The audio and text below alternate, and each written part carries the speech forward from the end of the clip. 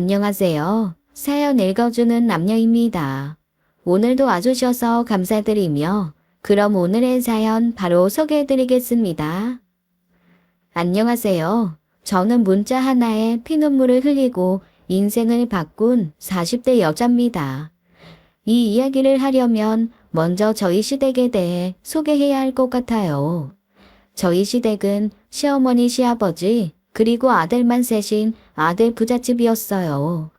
저는 그 집안의 첫째 아들과 결혼해 맏며느리가 되었습니다. 저는 결혼 전에 맏며느리는 고생한다는 말을 여기저기서 많이 들어 걱정이 많았어요. 남편에게 슬쩍 이야기했더니 웃으며 자기 집은 절대 그럴 일 없을 거라고 하더라고요. 자기 부모님은 아들놈은 징그럽다며 평생 딸을 바라셔서 며느리가 들어오면 공주처럼 잘해줄 거라나요? 그 말을 믿지는 않았지만 그래도 남편이 좋아서 결혼했죠. 그런데 사실이더라고요. 시부모님은 정말 다정하고 정이 많은 분들이셨고 형제들도 사이가 좋았어요.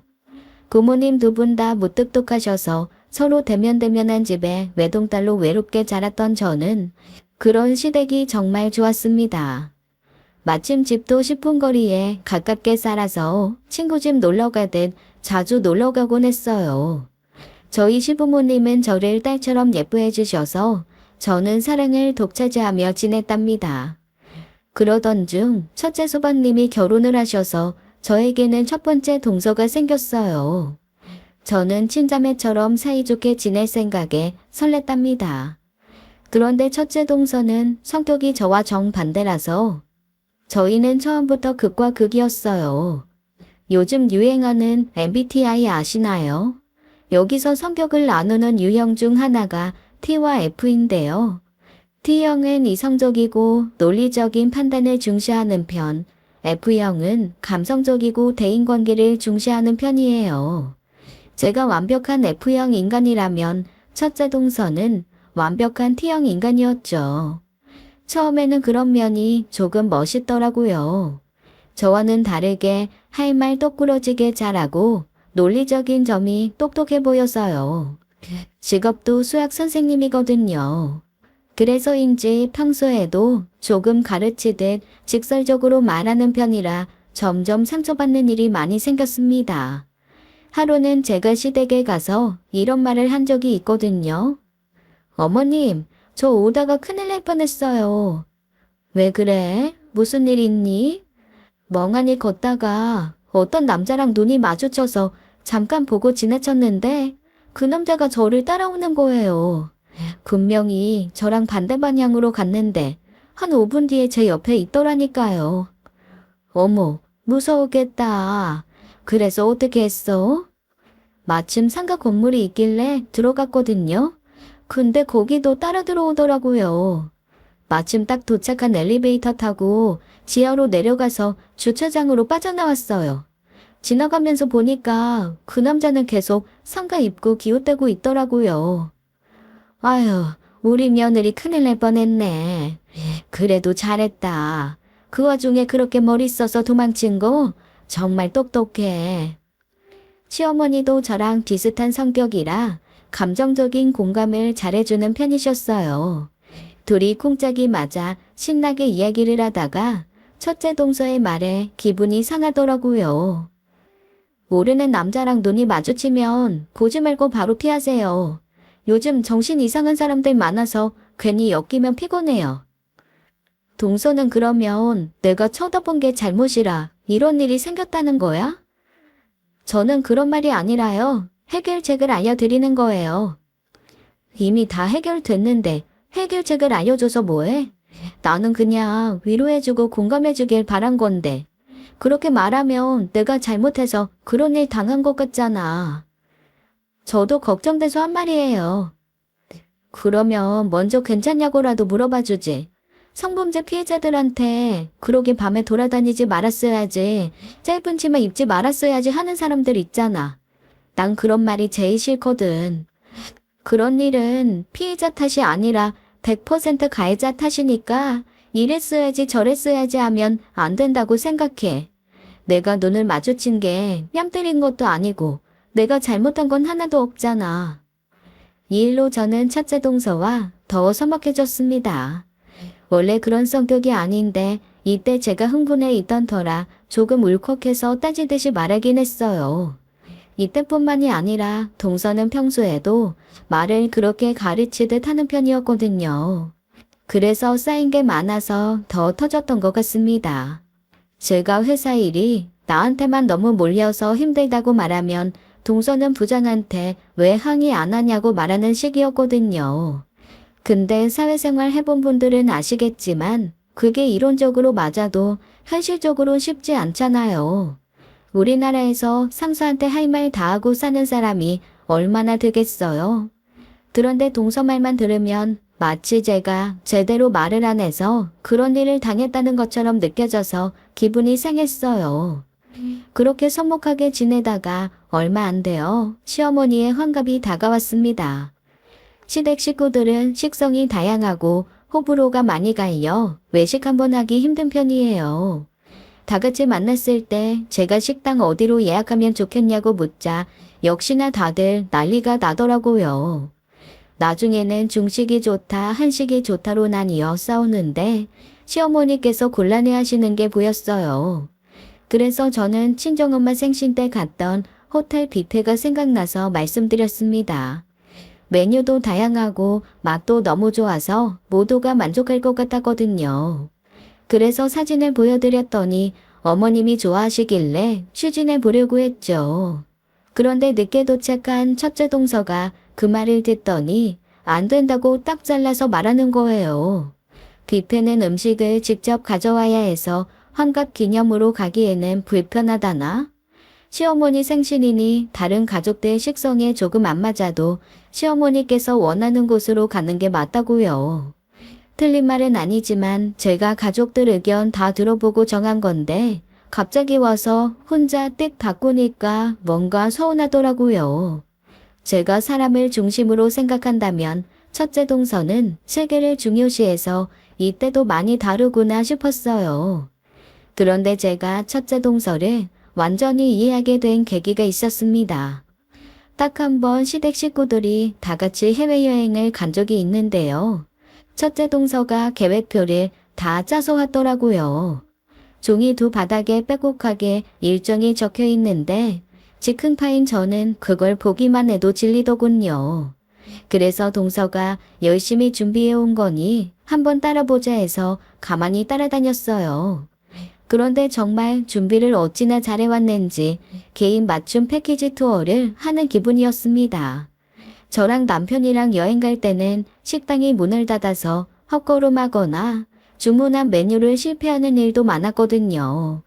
근데 동서는 식당 오픈 시간이나 브레이크 타임까지 다 조사해두고 별점까지 다 알아봐서 그런 일이 없었어요.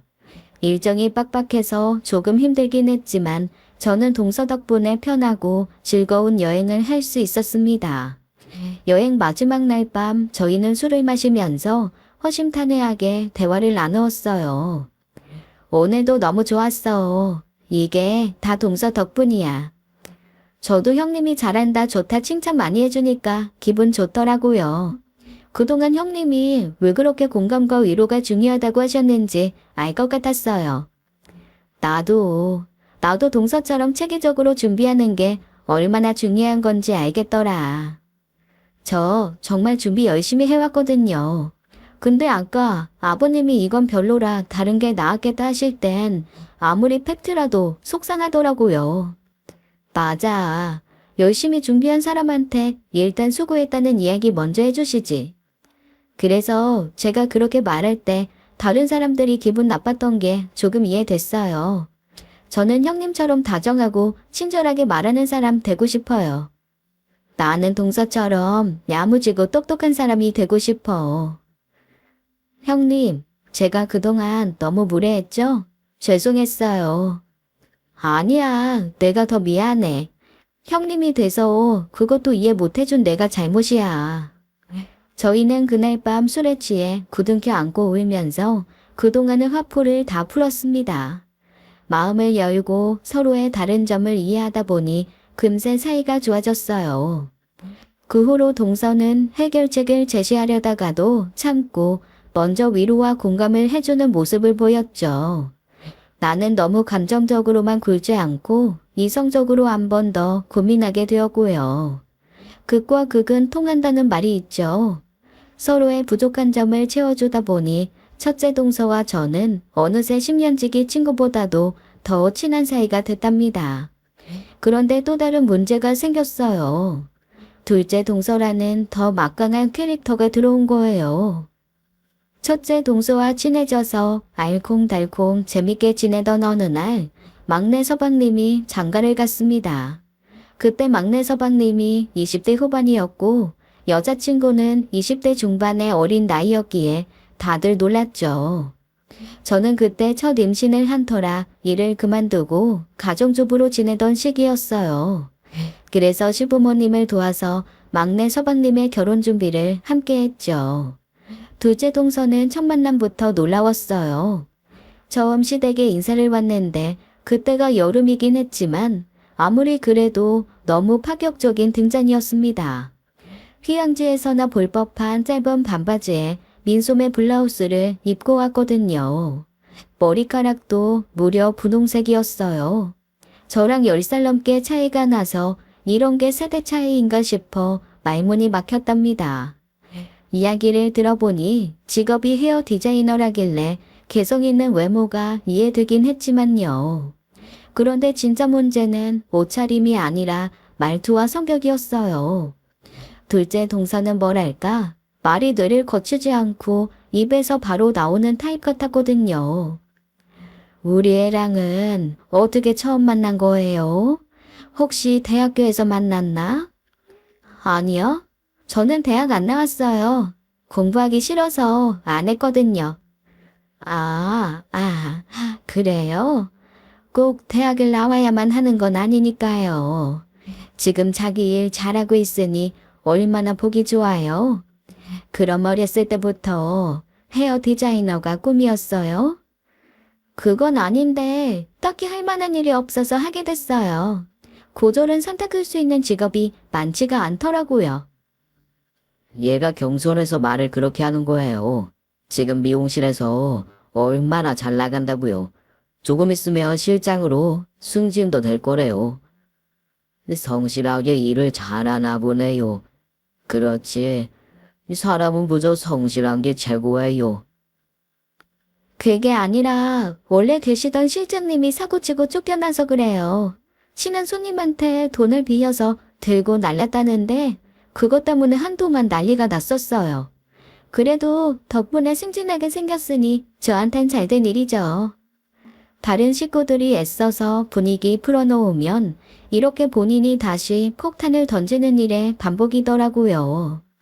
눈치는 또 얼마나 없는지 바지가 너무 짧아서 막내 서방님이 민망해하며 담요를 덮어줬는데 덥다며 치우고 말할 때 음식이 많이 튀어서 막내 서방님이 조심하라고 계속 눈치를 주는데도 모르고 다들 먹기 편하게 가운데 뒀던 고기 반찬도 자기 앞으로 옮겨와서 먹더라고요. 어른들이랑 식사하는 자리에서 어떻게 저렇게 눈치 하나 안 볼 수 있는지 이게 요즘 말하는 MZ세대라는 건가 싶어서 신기하더라고요. 신의 이유로 보는 것 같았어요. 어쨌든 막내 서방님과 둘째 동서는 무사히 결혼을 했고 저희는 한 식구가 되었답니다. 저는 처음에 둘째 동서가 아직 어려서 뭘 잘 모른다고 생각해서 잘 가르쳐 주려고 노력했어요. 혹시라도 기분 상해할까봐 말도 며칠 동안 고르고 골라서 했거든요. 그런데 둘째 동서가 글쎄 저보고 꼰대냐고 하더라고요. 너무 충격적이었어요. 별것도 아니고 그냥 물을 다 마셨으면 다음 사람을 위해 냉장고에 넣어 놓아야 한다는 기본적인 말이었거든요. 그리고 그때 저도 30대 중반이라 그렇게 나이가 많을 때도 아니었다고요. 그 뒤로는 둘째 동서 앞에서 무슨 말을 못하겠더라고요. 첫째 동서는 원칙과 체계를 중시하는 사람이라 아닌 건 아니라고 얘기해야 하는 성격이거든요. 그러면 잔소리한다고 싫은 티를 팍팍 내거나 가끔은 울기까지 해서 저희만 나쁜 사람이 되어버렸죠. 그래서 저희는 결혼 초까지만 해도 막내 동서와 갈등이 심했습니다. 그런데 막내 서방님이 결혼한 지 1년이 지난 어느 날이었어요. 막내 서방님이 큰일이 났다며 남편에게 전화를 했더라고요. 막내 서방님이 운영하는 맥주바에 고등학생들이 몰래 와서 술을 마시다 경찰에 걸린 거예요. 알바생이 분명히 신분증 확인했다는데 이 영악한 아이들이 신분증을 교묘하게 위조했던 거죠. 잘못은 학생들이 해도 처벌은 업주가 받더라고요. 그 일로 막내 서방님의 맥주바는 60일 영업 정지 처분을 받았습니다. 2달이나 장사를 못한다니 비싼 월세를 내야 하는 자영업자한테는 청천벽력 같은 일이었어요. 가게 안 연다고 건물주가 월세도 안 받을 리는 없으니까 말이에요. 게다가 마침 지난달에 인테리어 공사를 크게 해서 목돈을 다 써버린 상태라 큰 위기였어요. 월세는커녕 당장 알바생들 월급 줄 돈도 없어 전전긍긍하는 막내 서방님을 보니 안타깝더라고요. 결국 가게 문을 닫아야 하나 하는 고민까지 하고 있기에 결단을 내렸습니다. 저와 첫째 동서가 함께 모으던 적금을 깨서 일단 막내 서방님에게 빌려주기로 한 거예요. 다행히 그걸로 급한 불은 끌 수 있었죠. 며칠 후 저희가 시댁에서 함께 저녁을 먹고 있는데 술에 많이 취한 둘째 동서가 찾아왔더라고요. 형님, 어떻게 그러실 수가 있어요? 내가? 나 또 뭐 잘못했어? 저희 갑자기 너무 궁지에 몰려서 사채라도 빌려야 하나 했는데 어떻게 저희를 도와주실 수가 있냐고요. 저 미워해서 안 도와줄 줄 알았단 말이에요. 가족끼리인데 형편되는 사람이 돕고 사는 거지. 원래 가족은 그런 거야. 만약 동서였으면 우리 안 도와줬을 거야? 네, 저는 안 도와드렸을 것 같아요. 뭐, 참나 어이가 없어서 지금 그걸 형님들 앞에서 말이라고 하는 거야? 그렇잖아요. 서로 먹기 살기 바쁜데 요즘 형제 그런 게 어디 있어요? 저는 그렇게 보고 배우면서 자랐거든요. 어렸을 때 엄마 돌아가시고 아빠가 일용직 일하면서 저희 3남매 키우셨는데요. 오빠들은 막내인 저 보살펴주긴커녕 제가 가진 것도 다 빼앗기 바빴거든요. 그랬구나. 힘들었겠다. 진짜 힘들었다니까요. 제가 용돈 받은 거 숨겨놓으면 어떻게 알았는지 쏙쏙 찾아서 훔쳐가고 아껴 먹으려고 둔 과자도 학교 갔다 오면 오빠들이 다 먹어치워서 없었어요. 저는 형제는 그런 건 줄 알았어요. 그래도 진짜 힘든 상황이 닥치면 도와주러 올걸? 가족은 돕고 사는 거야. 진짜 그런 거예요? 가족은 내 편이라는 거 전 이번에 처음 알았거든요. 앞으로도 계속 저희 편 해주실 거예요? 그럼 앞으로 우리가 많이 도와줄게. 걱정하지 마. 약속하신 거예요? 그러면 저도 이제 잘할게요. 진짜 언니 동생처럼 말도 잘 듣고 착하게 굴게요. 그렇게 말하고 코끝을 골며 잠든 둘째 동서가 짠하기도 하고 또 사랑스럽기도 했습니다. 어려서 엄마를 잃고 거친 아빠와 오빠들 밑에서 험하게 크느라 힘들었겠구나. 그래서 우리한테도 일단 방어막을 쳤던 거구나 하는 생각이 드니까 앞으로는 더 잘해주고 싶더라고요. 그날의 대화 이후로 저희는 정말 속마음까지 다 터놓고 지내는 친한 사이가 되었습니다. 지금까지 들으면서 혹시 동서들이 빌런인가 싶으셨죠? 아니에요. 두 동서는 제 인생의 은인들이자 아직까지도 저의 가장 절친한 친구들입니다. 저희 셋이서 진짜 나쁜 놈을 물리친 본격적인 이야기 지금부터 들려드릴게요. 제가 결혼한 지 10년쯤 지났을 때였어요. 엄마 껌딱지라 절 힘들게 하던 아이가 어느 정도 커서 혼자서도 유치원에 씩씩하게 잘 다니기 시작했습니다. 남편 일도 탄탄대로라 이대로라면 좋겠다 싶을 시기였어요. 남편도 시댁도 결혼 초처럼 여전히 잘해주어서 저는 정말 복이 많다는 생각까지 하고 있었답니다.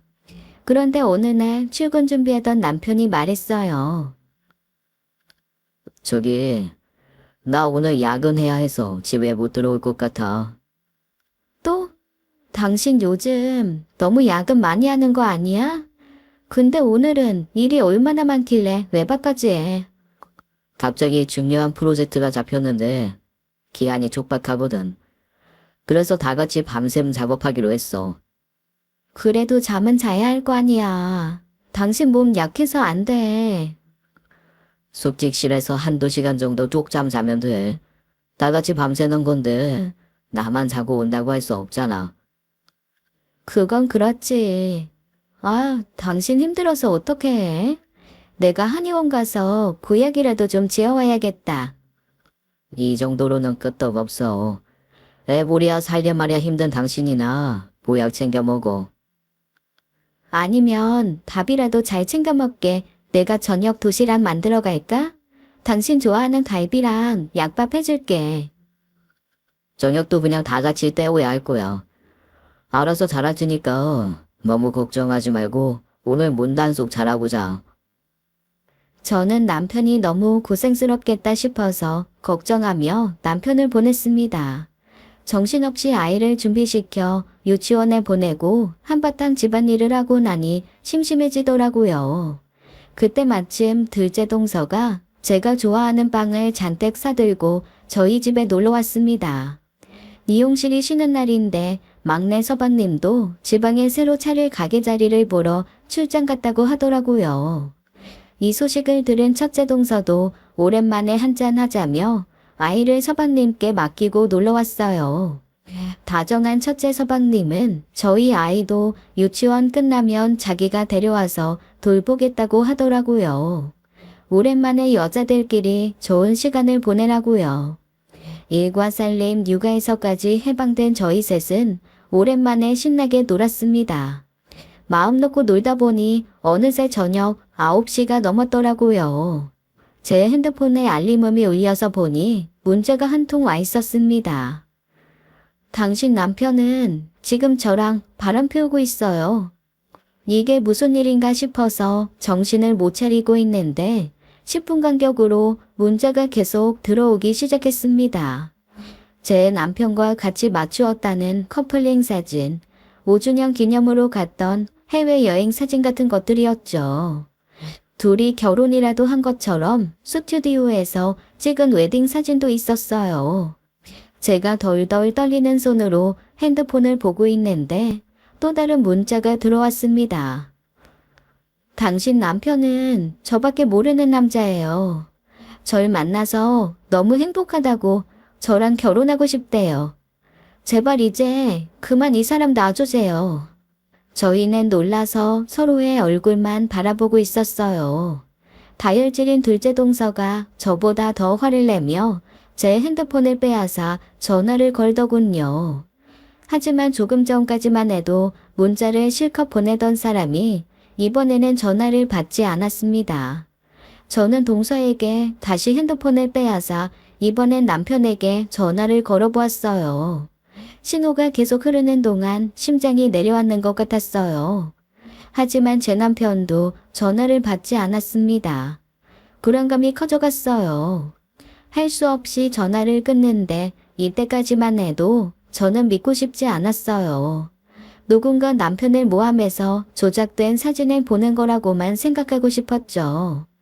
나밖에 모르고 평생 나를 위해 살겠다고 했던 남잔데 10년 넘게 내가 철석같이 믿고 사랑했던 남편인데 하나밖에 없는 내 아이가 사랑하고 의지하는 아빠인데 그런 사람이 가정을 배신할 리가 없으니까요. 제가 현실을 부정하고 있는 걸 알았는지 이어서 또 다른 문자가 들어오더군요. 이번에는 전과는 다르게 저를 조롱하는 말투였습니다. 당신 남편 지금 나랑 사랑 나누는 중이야. 그래서 전화 못 받아. 그 문자에 마지막으로 남아있던 이성의 끈이 뚝 끊어지더라고요. 다시 남편에게 미친 듯이 전화를 걸었는데 저를 비웃기라도 하듯 남편은 전화를 받지 않았어요. 그래서 남편의 사무실로 전화를 해보니 다른 직원이 남편은 진작 퇴근했다고 알려주더군요. 남편이 저에게 거짓말을 했다는 걸 알게 되니 하늘이 무너지는 기분이었어요. 이 문제가 사실이라는 걸 더 이상 부정할 수 없었거든요. 저는 결국 바닥에 주저앉아서 엉엉 울고 말았습니다. 제가 울자 동서들이 같이 울며 저를 안아주었어요. 그렇게 셋이 한참을 울고 나니 이제는 분노가 치솟아 오르더라고요.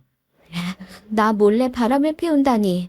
어떻게 애 아빠가 나한테 이럴 수가 있지? 저도 너무 충격이네요. 아무리 바람 피우는 유부남들이 많다고 해도 아주버님이 이러실 줄 꿈에도 몰랐어요. 아주버님은 집 밖에 모르고 책임감으로 똘똘 뭉친 사람 같았는데 일이 많아서 피곤해하기에 나는 보약 지어줄 생각까지 하고 있었는데 그게 바람이나 피우고 다니느라 바쁘고 피곤한 거였어? 믿을 놈 하나 없다더니 역시 남자들은 다 똑같다니까요. 당장 이혼할 거야. 상간녀 주제에 감히 나한테 이딴 사진대로 보내. 아, 이혼할 때 증거로 쓰면 딱이겠네. 안 돼요, 형님. 지금은 이혼하시면 안 돼요. 동서, 지금 제정신이야? 배우자 두고 바람 피우는 남자를 참고 살라는 말이야. 그게 아니라 영리하게 행동해야 한다는 거죠. 이 여자가 형님한테 굳이 이런 문자 보내는 이유가 뭐겠어요? 형님이 열받아서 빨리 이혼하길 바라는 게 분명하잖아요. 아, 맞아요. 저희 사촌 오빠도 바람 피워서 이혼 당했는데 지금 그 상간녀랑 세상임 차려서 깨벗고 잘 살거든요. 이혼 당해도 반성이나 부끄러움 그런 거 전혀 없이 마냥 좋아하더라니까요. 정말? 네. 이 상간녀 지금 형님 이혼시키려고 일부러 도발하는 게 확실해요. 지금 순순히 이혼해줘봤자 그 못된 불륜 커플 좋은 일만 시키는 거라고요. 아마 둘이 바로 살인부터 합칠걸요? 살인만 합친다 뿐이겠어요? 신분 세탁도 할걸요? 형님이 이혼해주면 그 여자는 모두에게 욕먹는 상간녀가 아니라 그냥 평범한 여자친구 되는 거니까요. 지금은 숨어서 만나지만 그때는 애인이라면서 신나게 돌아다닐 텐데 그 꼴 보실 수 있겠어요? 안 되지. 그 꼴은 절대 못 보지. 동서들 말대로 해야겠어. 그러셔야죠. 그리고 제가 아는 변호사 친구 소개시켜 드릴 테니까 상담부터 받아보세요. 동서들이 있어서 정말 다행이야. 혼자 있었으면 너무 힘들고 속상해서 죽고 싶었을 것 같아. 그런 말씀 마세요. 저희가 옆에 있잖아요. 혹시라도 내가 마음 약해지면 정신 차리게 해줄 거지? 걱정 마세요, 형님. 저희가 도와드릴게요. 네, 형님한테 이런 짓 한 아주버님이랑 더러운 상간녀, 저희도 절대 가만두지 않을 거예요. 저는 동서들의 말에 당장 이혼하려던 마음을 접었습니다. 남편과 그 여자 사이를 먼저 깨트리는 게 우선이라고 생각한 거예요. 그러니 절대 순순히 이혼해 줄 수는 없었죠. 날 배신하고 상처 줬듯이 남편의 인생도 철저히 망가뜨려 버리겠다 다짐했답니다. 상간녀 역시 마찬가지였어요. 남의 가정을 파괴해 놓고 뻔뻔하게 피해자를 조롱하고 농락한 죄를 물게 해줄 거예요. 제가 흘린 눈물 이상으로 피눈물을 흘리게 해줄 참이었습니다. 저에게는 두 동서라는 든든한 지원군이 있었으니 할 수 있다는 용기가 생겼어요. 그날 술 마시고 한바탕 울며 저희 셋은 복수를 준비하기 시작했습니다. 그날 밤 저는 동서들이 돌아간 후에도 몇 잔을 더 했지만 그래도 잠이 오지 않더라고요. 누워있는 내내 남편과의 지나간 추억들만 주마등처럼 머릿속을 스쳐 지나갔습니다. 지금이라도 들어와서 아니라고 해명해줬으면, 여전히 날 사랑한다고 말해줬으면 했는데 남편은 연락도 없이 밤새 들어오지 않았어요. 결국 저는 뜬 눈으로 밤을 지새웠죠. 다음 날 남편이 아무렇지도 않다는 듯 뻔뻔한 얼굴로 들어와 말하더군요. 우리 딸은 어디 갔어? 동서랑 서방님이 대신 봐주고 있어. 잘했네. 엄마 아빠 싸우는 걸 애가 봐서 좋을 게 없지. 그걸 아는 사람이 밖에서 불륜이나 저지르고 다녀? 아이 보기 부끄럽지도 않니? 더러워 정말. 더럽다니. 우린 그냥 서로 사랑하는 거야. 마음이 변한 걸 어떻게 하겠어. 당신도 이제 다 알게 됐으니까 우리 이제 그만 이혼하자. 이혼? 네가 뭘 잘했다고 감히 내 앞에서 이혼이란 말을 꺼내. 그럼 어쩌겠어. 일이 이렇게 된 마당에. 사람 마음이 마음대로 되는 게 아니잖아. 나는 이제 그 사람을 사랑한다고. 사람? 개풀 뜯어먹는 소리 하고 있네. 그렇게 사랑하는데 내 앞에서 당당하게 말할 용기도 없었니? 상간녀 시켜서 그딴 문자나 보내는 찌질한 인간 주제에. 내가 시킨 게 아니라 그 사람이 마음대로 보낸 거야. 나중에 알고 한 소리 했어. 하지만 그 사람 이제 그만 나랑 결혼하고 싶어 해. 아주 대단한 일 하셨다. 아무튼 난 당신이랑 이혼 안 하니까 그렇게 알아. 그게 무슨 말이야? 이혼을 왜 안 해? 그때 제 핸드폰이 시끄럽게 울리더군요. 시어머니셨습니다. 동서들에게 이야기 다 들었다며 괜찮냐고 물으시더라고요. 본인이 아들을 잘못 키워서 제 얼굴을 본 면목이 없으시다고요. 저는 아들한테 자세한 이야기를 들으시라며 남편에게 전화를 건네주곤 안방 문을 쾅 닫고 들어갔습니다. 시어머니의 고함 소리가 수화기를 넘어 문 안쪽까지 쩌렁쩌렁 울리는 게 느껴졌지만 분은 하나도 풀리지 않더라고요. 무릎 꿇고 빌어도 모자랄 판에 뻔뻔하게 먼저 이혼을 이야기하는 저 남자를 갈기갈기 찢고 싶은 마음뿐이었어요. 욕실에 들어간 저는 찬물을 맞으며 어떻게 복수해야 남편을 가장 고통스럽게 만들 수 있을까 고민하기 시작했습니다. 씻고 눈까지 조금 붙이고 나온 사이 시댁에 불려갔던 남편은 된통 혼나고 온 모양이었어요. 몇 대 맞았는지 뺨도 빨갛게 달아올라 있었죠. 시아버지께서 평소엔 점잖으시지만 화나면 물불을 안 가리시거든요. 남편은 그래도 정신을 못 차렸는지 자기도 어쩔 수 없다며 이혼을 해달라고 하더라고요. 저는 남편의 빨개진 볼에 한 번 더 따기를 세게 날려주었습니다. 본격적인 복수를 위해 제가 첫 번째로 한 일은 흥신소에 전화를 하는 거였어요. 둘째 동서가 잘하는 사람이 있다며 흥신소 직원을 소개해 주었거든요. 저는 상간녀가 어떤 사람인지를 먼저 알아보기 위해 상간녀의 번호와 사진을 보내고 뒷조사를 부탁했어요. 알고 보니 상간녀는 남편이랑 같은 회사에서 일하고 있는 이혼녀더라고요. 작년에 이혼했다고 하니까 이혼 전 유부녀일 때부터 제 남편과 바람을 피워왔던 거죠. 저는 첫째 동서가 소개해준 변호사를 만나서 상간녀 위자료 청구 소송에 대한 상담도 받았습니다.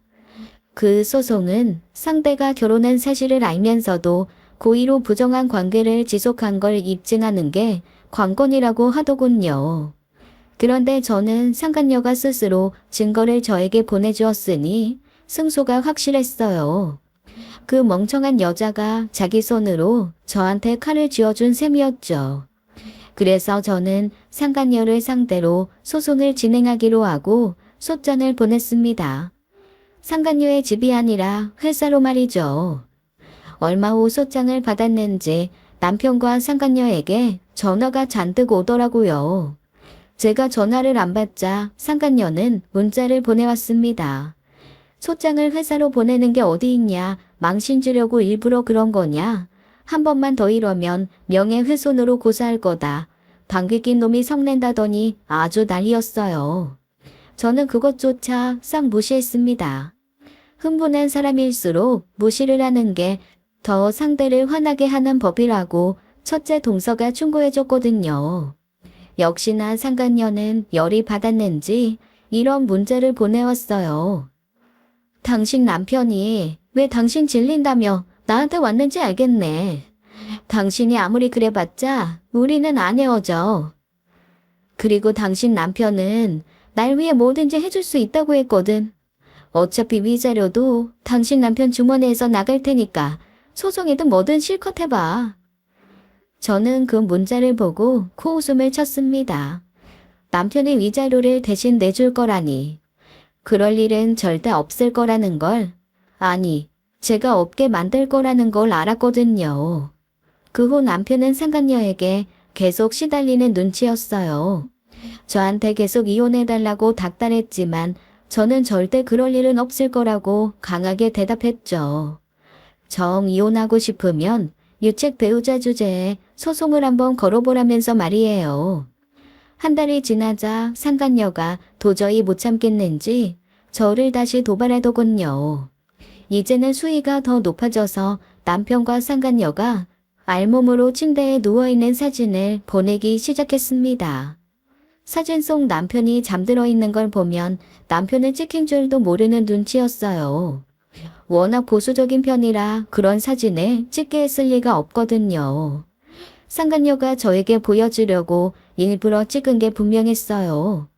오늘은 당신 남편과 뭐라고 또 뭘 했다며 입에 담지 못할 온갖 저질스러운 문자도 잔뜩 보냈습니다. 그 천박함에 속이 뒤집힐 것 같더군요. 만나도 어쩌면 이런 여자를 만난 건지 남편한테 남아있던 마지막 정까지도 다 떨어지는 기분이었어요.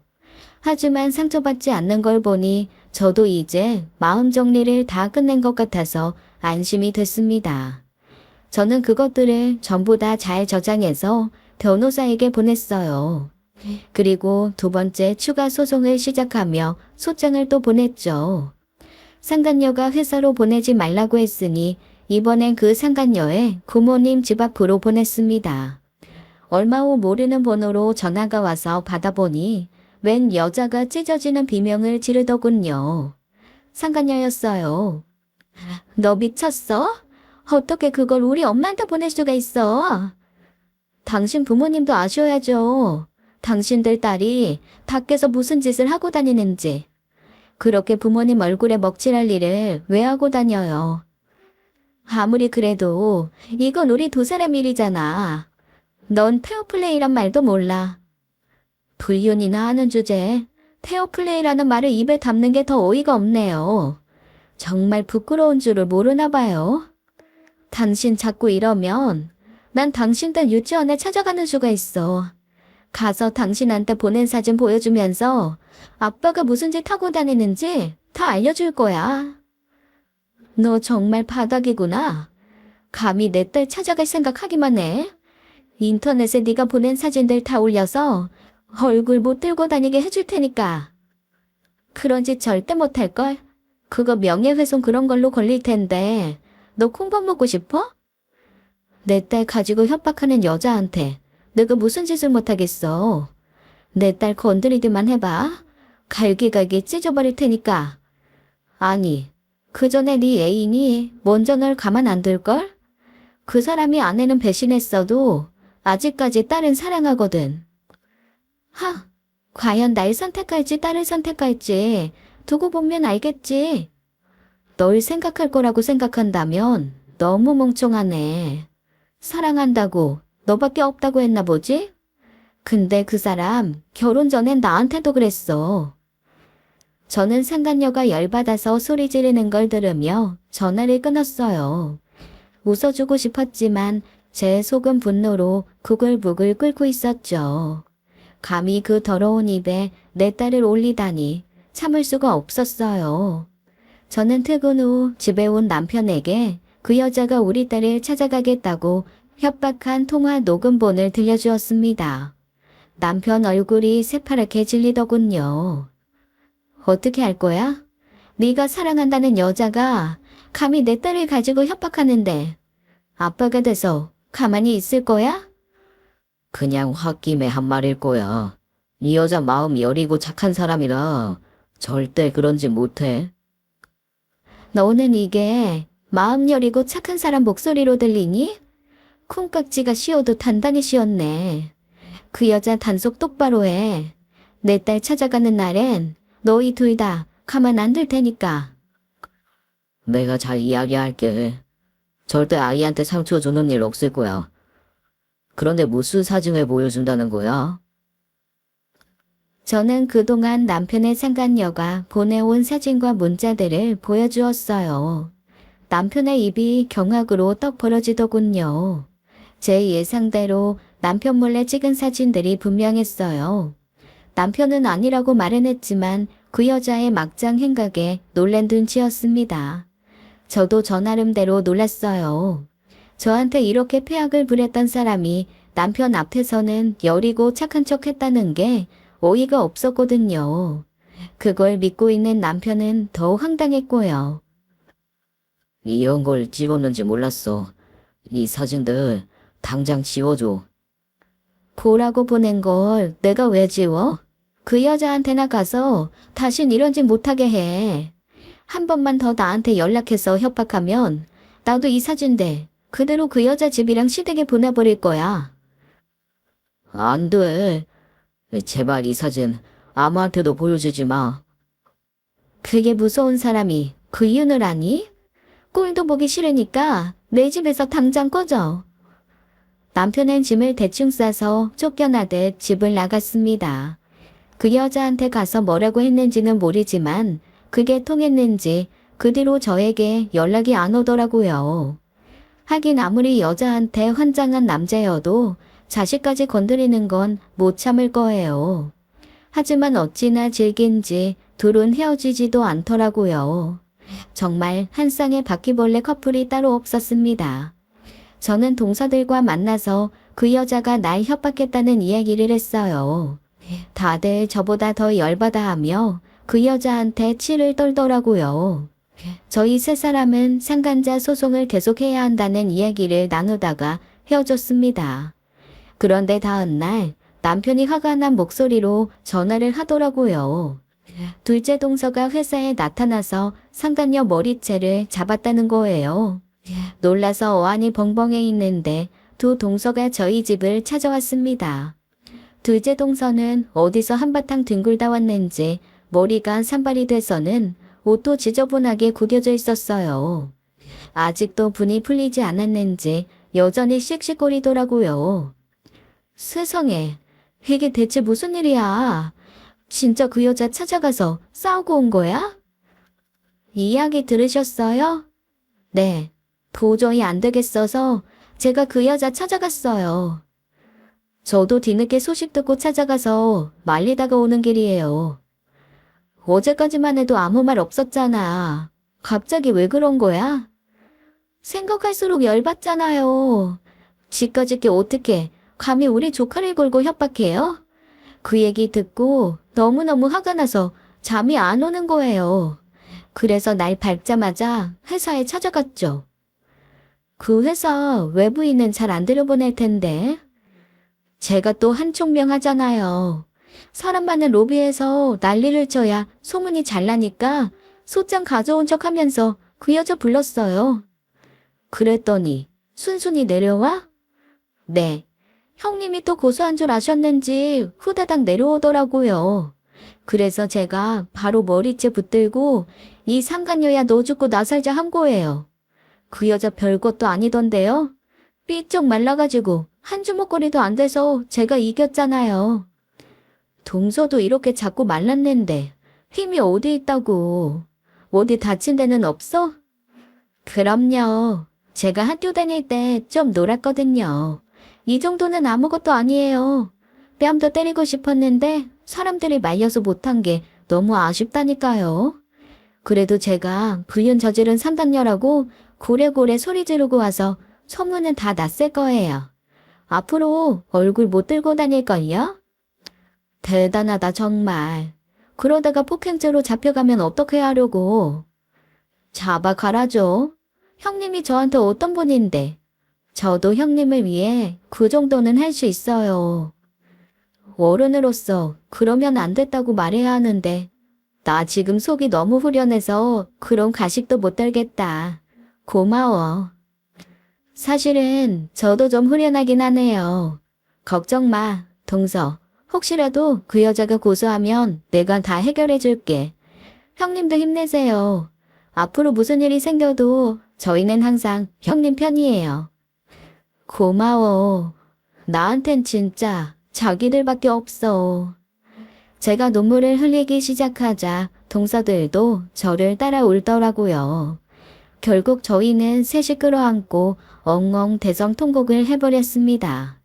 남편의 불륜을 알게 된 뒤로 너무 힘들고 고통스러운 시간이었거든요. 내가 왜 이 결혼을 했을까 자책하고 남편을 선택한 스스로가 미워지기도 했어요. 하지만 이 결혼으로 저를 생각해주는 좋은 친구 둘을 얻었으니 다행이라는 생각도 들더라고요. 그날 뜨거운 전우회 같은 걸 쌓은 저희는 더 돈독해졌답니다. 그 일로 외도가 드러난 상간녀는 얼마 지나지 않아 회사에서 잘렸다고 하더라고요. 계약직이었기 때문에 쉽게 내쳐진 모양이었어요. 남편은 정규직이라 잘리진 않았지만 회사 내에서 입지가 좁아졌다고 하고요. 그 정도로는 성에 차지 않았지만 그래도 아주 큰 선물을 받은 기분이었습니다. 하지만 둘은 그때까지도 끈질기게 붙어있더군요. 이제 정말 끝내버려야겠다 생각한 저는 흥신소에 다시 불륜 증거를 모아달라고 부탁했습니다. 얼마 후 흥신소에서는 남편과 상간녀의 동거 사실을 입증할 수 있는 자료를 가져다 주더라고요. 저는 그걸 가지고 세 번째 상간자 소송을 진행했습니다. 결국 상간녀는 1차 소송에서 위자료 2천만 원, 2차 소송에서 위자료 3천만 원, 3차 소송에서 위자료 5천만 원, 총 1억 원의 위자료 폭탄을 맞게 되었죠. 저는 그때까지도 계속 이혼을 안 해주고 있었거든요. 그러니 두 사람이 무슨 짓을 하든 불륜의 증거만 정립될 뿐이었어요. 소송 결과가 나오기 시작하자 남편은 충격을 받은 것 같았어요. 자기들은 사랑이라고 우기지만 그건 세상 누가 봐도 법적으로 봐도 부정한 행위가 확실했으니까요. 자신들의 더러운 불륜 행각을 증거로 하나하나 보는 것 역시 멀쩡한 정신으로는 못할 일이었을 거예요. 회사에서는 계속 내쫓을 빌미만 찾고 상간녀는 계속 빨리 이혼하란 투정만 부리니 남편도 힘든 모양이었습니다. 결국 남편은 상간녀와 같이 살던 집에서 나와 원룸으로 이사를 가더니 곧 상간녀와 완전히 헤어졌어요. 저는 흥신소를 통해 그 소식을 계속 전해 듣고 있었어요. 남편이 상간녀에게 헤어지자고 했는지 카페에서 물벼락을 맞는 사진을 보는데 속이 시원하더라고요. 저는 속으로 웃으며 조용히 기다렸습니다. 남편이 이제 어떻게 나올지는 뻔했거든요. 역시나 며칠 못 가 저에게 찾아와 무릎을 꿇고 빌더라고요. 다시는 이런 일이 없을 테니까 제발 한 번만 용서해달라면서 말이에요. 아이를 생각해서라도 한 번만 봐달라는데 얼마나 어이가 없던지. 왜 바람 피우는 사람들은 나쁜 짓 하기 전에는 아이 생각 1도 안 했으면서 용서를 빌 때만 애타령을 할까요? 저는 이 남자를 절대 용서할 생각이 없었지만 우선 생각해 보겠다는 말로 남편을 달래 돌려보냈습니다. 두 사람을 확실하게 끝장내기 위해서는 아직은 방심하게 해야 했거든요. 제 복수는 이제 클라이막스를 향해 가고 있었어요. 상간녀와 완전히 헤어진 남편은 내주기로 했던 상간녀의 위자료도 안 주는 모양이었습니다. 큰 소리 치다가 헌신짝처럼 버려진 상간녀를 보니 우습더라고요. 분명히 당신 남편은 나밖에 모른다. 나한테 뭐든지 해줄 거다라고 당당하게 말했던 사람인데 말이에요. 역시 사람은 앞일을 모르니 말조심하고 살아야 한다니까요. 회사도 잘리고 남편과도 헤어진 상간녀는 위자료를 낼 능력이 없는 것 같았습니다. 경제적으로 힘들어지니 살던 집도 줄여서 이사가고 아주 작은 중소기업에 취업했더라고요. 저는 상간녀가 새로 들어간 회사를 알아내서 월급을 차압 걸었습니다. 그러다 보니 새 회사에도 그녀가 불륜을 저질렀다는 소문이 쫙 퍼진 모양이에요. 상간녀는 사람들의 눈총과 비난을 견디지 못하고 결국 그 회사도 그만두었습니다. 그러자 마침내 상간녀가 저를 찾아와 무릎 꿇고 사과하더라고요. 제가 정말 잘못했어요. 한 번만 용서해 주시면 안 될까요? 남의 가정 파탄낸 주제에 나한테 욕하고 협박까지 하던 사람 어디 갔어요? 그때는 자기가 잘못하고 있다는 걸 모르겠던가요? 입이 10개라도 할 말이 없어요. 저 원래 그런 사람 아닌데 남자한테 눈이 멀어서 정신이 나갔었나 봐요. 저 벌 많이 받았으니까 제발 여기까지만 하고 용서해 주시면 안 될까요? 아직 멀었어요. 남의 눈에 눈물 흘리게 하면 자기 눈에 피눈물 흘린다는 말 몰라요? 그러게 인생을 똑바로 살았어야죠. 하지만 남편분이랑도 정말 헤어졌어요. 이제 그냥 둘이 잘 사시면 되잖아요. 그리고 솔직히 말해서 잘못은 제가 아니라 남편분이 더한 거 아니에요? 저는 남한테 나쁜 짓 했지만 가족을 배신한 건 남편분인데 왜 저한테만 이러세요? 그렇게 사랑한다더니 역시 본색이 다 나오네요. 걱정 말아요. 내 가정 파괴한 그 남자도 가만두지 않을 테니까. 그러면 제발 위자료만이라도 없었던 걸로 해주시면 안 될까요? 그건 당신이 저지른 짓의 대가니까 꼭 갚아요. 아니면 앞으로 어디를 취직하든 찾아가서 또 월급 차압할 테니까. 뒤늦게 집에 온 남편이 거실에 무릎 꿇고 있는 상간녀를 발견하곤 질질 끌고 나갔습니다. 상간녀는 너 때문에 내 인생 다 망가졌다며 따귀를 날려 남편 얼굴에 손톱 자국을 내더군요. 문 밖에서 두 사람이 고성을 지르며 싸우는 걸 듣고 있자니 이젠 정말 끝났다는 생각이 들었어요. 저렇게까지 바닥을 본 두 사람이 다시 만날 일은 없을 테니까 말이에요. 저는 바로 현관문 비밀번호부터 바꾸고 남편을 시댁으로 쫓아냈습니다. 그리고 준비해뒀던 이혼 소송을 시작했어요. 시부모님께서 찾아와 아들을 제발 한 번만 용서해달라고 부탁하시더라고요. 두 분은 저한테 정말 잘해주셔서 마음이 아팠지만 저는 신뢰를 배신한 사람과는 살 수 없다는 말로 거절했어요. 두 분께 받은 은혜는 갚아야 하니 이혼 후에도 아이는 자주 보여드리겠다고 말씀드리는 게 저의 최선이었습니다. 이혼 소송은 당연히 제가 이겼어요. 저는 원하는 만큼 재산을 분할받고 남편에게 위자료도 상당한 금액을 받았습니다. 양육권도 당연히 제가 가져왔으니 남편은 매달 양육비까지 지급해야 했죠. 이혼 후 남편은 원룸에서 혼자 외롭게 살다가 한 달에 한 번 정도 아이를 보는 게 전부였어요. 다 잃고 나니 그제야 가족의 소중함을 깨달았는지 술만 마시면 집 앞을 찾아와 울더라고요. 하지만 저는 절대 용서해줄 생각이 없으니 매번 쫓아냈죠. 그 정신으로 어떻게 일을 제대로 하겠어요. 남편은 큰 사고를 쳐서 회사에서도 잘린 모양이더라고요. 결국 갈 곳이 없어진 남편은 중국의 작은 회사로 취업해서 나라를 아예 떠났습니다. 이혼 후 저는 어떻게 살고 있냐고요? 재산 분할 받은 걸로 편의점을 하나 차렸어요. 목 좋은 곳에 자리 잡았다 보니 장사가 잘 돼서 결혼 전보다 훨씬 넉넉하게 살고 있습니다. 아이도 아빠는 없지만 저와 작은 아빠, 작은 엄마들의 사랑을 듬뿍 받으며 행복하게 잘 크고 있어요.